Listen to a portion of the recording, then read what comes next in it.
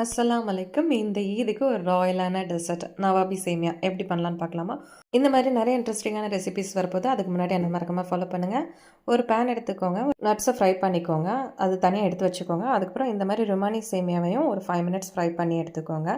1 cup sugar, 2 table spoon milk powder, அதுக்கப்புறம் fry பண்ண nuts சேர்த்து ஒரு 5 மினிட்ஸ் ஃப்ரை பண்ணி தனியாக எடுத்து வச்சுக்கோங்க. அதுக்கப்புறம் இந்த மாதிரி ஒரு பவுலில் 2 table spoon milk powder, 1 table spoon cornflour, 2 table spoon custard எல்லாமே தண்ணி விட்டு கொஞ்சம் மிக்ஸ் பண்ணி எடுத்துக்கோங்க. தனியாக ஒரு பேனில் பால் காய்ச்சி நம்ம ரெடி பண்ணி வச்ச அந்த மிக்ஸ்டரில் ஆட் பண்ணிக்கோங்க.